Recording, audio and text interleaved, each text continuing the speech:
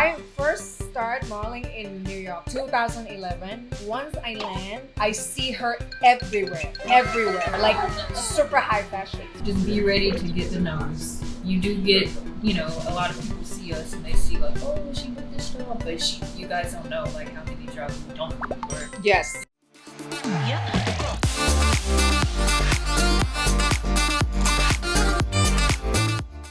ฮัลโหล สวัสดีค่ะ ขอต้อนรับเข้าสู่ช่องชีรา Channel กันอีกแล้วนะคะ ช่องที่จะให้สาระความรู้ความบันเทิงเกี่ยวกับโมเดลไลฟ์สไตล์ in New York City เทปนี้โรได้สัมภาษณ์เพื่อนนางแบบที่โรร่วมงานด้วย แล้วก็ค่อนข้างสนิทระดับหนึ่ง และทุกคนก็คือเป็น Mix Asian กับเป็นคนเชื้อสายเอเชียนะคะ เพราะว่าโรเห็นแล้วว่านางแบบโดยเฉพาะนางแบบเชื้อชาติเอเชียเนี่ยเป็นนางแบบที่มี possibility ในการได้งานเนี่ยน้อยกว่านางแบบฝรั่งและนางแบบผิวสีนะคะโรก็เลยคิดว่าโรทำเทปนี้ขึ้นมาเพื่อที่จะ 1. เป็นแรงบันดาลใจ 2. เป็นกำลังใจ 3. ให้แนวคิดและลู่ทางกับสาวๆเอเชียหรือนายแบบที่อยากมาทำงานที่นิวยอร์กนะคะกดไลค์กด subscribe กดแชร์ให้โรซีด้วยนะคะไปดูกันเลยค่ะคนที่1 Joyce Lin เนี่ยเริ่มทำนางแบบปีที่โรมาถึงนิวยอร์กก็คือปี 2011 และจะบอกว่าตอนนั้นนะยังแบบ Instagram เนี่ยยังไม่ได้บูมใช่ไหมคะโรเห็นนางแบบผิวสีคนเนี้ยตามป้ายรถเมล์ตามแอดซับเวย์ตามทีวีนางคือแบบเป็นนางแบบที่ฮอตมากสมัยก่อนนะคะนางอยู่เอเจนซี่ DNA ซึ่ง DNA ก็คือเป็นแบบว่า top 3 high fashion modeling agency นะคะและยังไม่พอ Joyce Lin เนี่ยเป็นนางแบบ regular ประจำให้แบบ Forever 21 หรือว่าแบบแบรนด์ดังๆถ่ายให้ Saks Avenue ซึ่งเป็นห้างที่แบบแพงเวอร์วังอลังการมากในนิวยอร์กนะคะแต่ปัจจุบันนี้นางก็ผันมาทำตัวcommercial หรือโฆษณามากขึ้นเพราะอะไรคะได้เงินเยอะกว่า อีกแล้วค่ะเดี๋ยวไปฟังนางกันนะคะว่านางมีเคล็ดลับแล้วก็มีวิธีทำอย่างไรให้สามารถอยู่รอดและยังคงเป็นนางแบบถึงทุกวันนี้ได้อยู่ค่ะ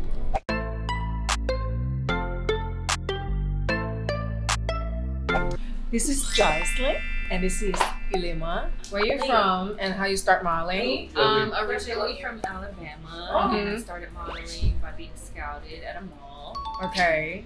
I was living in Europe and I had been scouted in the United States and I had said no at that point, but in Europe it was something that I could do to meet new people.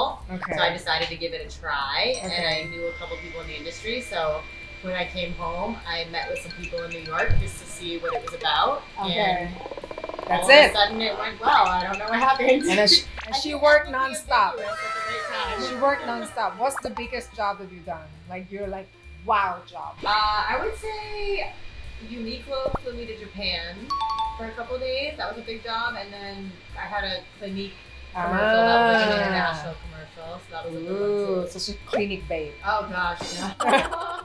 And These ladies. this lady, okay. I first started modeling in New York 2011. Once I land, I see her everywhere, like super high fashion, right? Like you work like everywhere, like everywhere.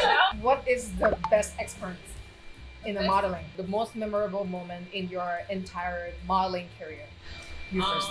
Wow, that's a big question. I remember shooting for Glamour magazine, and so they flew us out to Jamaica for a week. Yes. And so it was an editorial. It was so much fun. Like that was my first time ever going to Jamaica, and so that was just like really, I don't know, that was an experience. I had a great time. You? I guess I would say the one that comes to mind is probably the trip to Japan, just because Okay. it was a really big job, so it was exciting to book. Because they booked girls from they literally cast it all over the globe. Is it Uniqlo? So it was Uniqlo. So we Okay. had 2 girls on the set from Japan. We had 2 girls from Ukraine. There were girls from the West Coast, and then there were a few of us from New York. And it was amazing. I was seeing Japan. I don't know if I ever would have seen Japan if it wasn't for. It was exhausting but amazing. What is the worst experience in the modern period? You can tell more than one. You can tell more than one because I have a lot too. But. I think for me, the worst experience is just like when you first start out and you have to live in model apartments. It's very, very Wow. Wild. It's a wild time. The conditions are sometimes not up to par, but like that's like my least favorite part about modeling. That it's Yeah, it's more same. How many girls you live?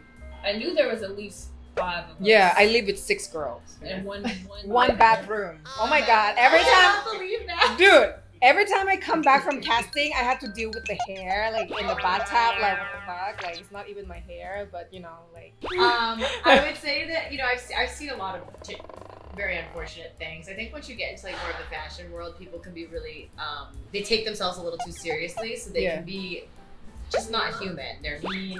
Okay, go, you go.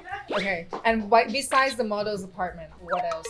I would say like just in the fashion industry itself, it's just like very like the standards, the beauty standards. Like you have to be super small. Like when I first started, it was like we would get weighed every week.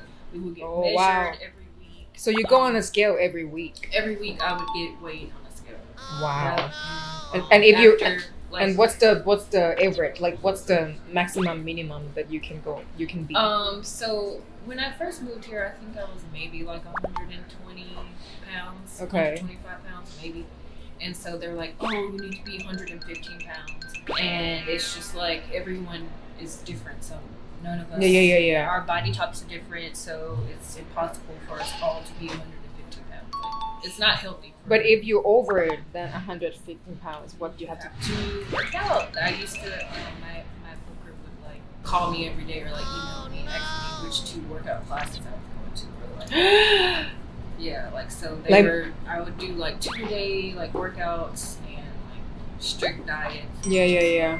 No, but you have to tell the story about the 3,000 thing. You can't miss that. You just told me, dude.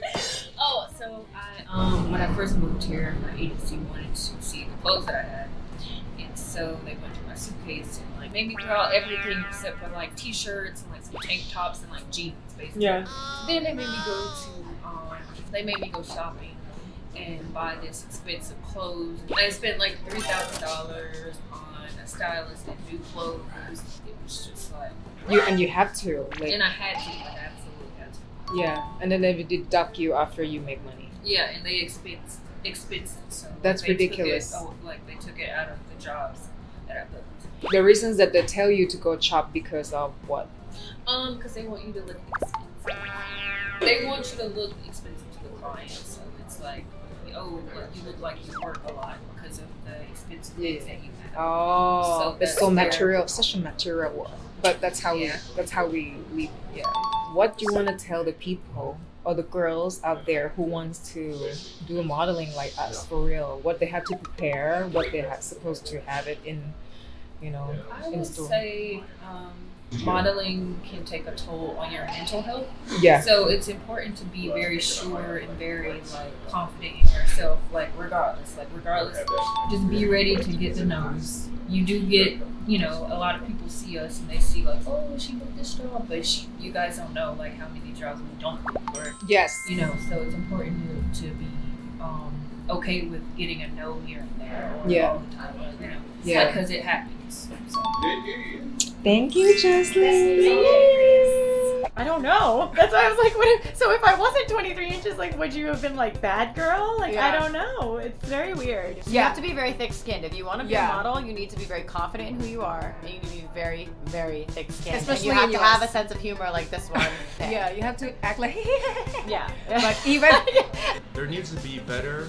I'm not saying the ones right now aren't good, but there really needs to be better Asian representative. For me, like I was actually a computer engineer. You know, I had to pursue my dream. I never got to travel, and now my life is completely different. And just don't give up.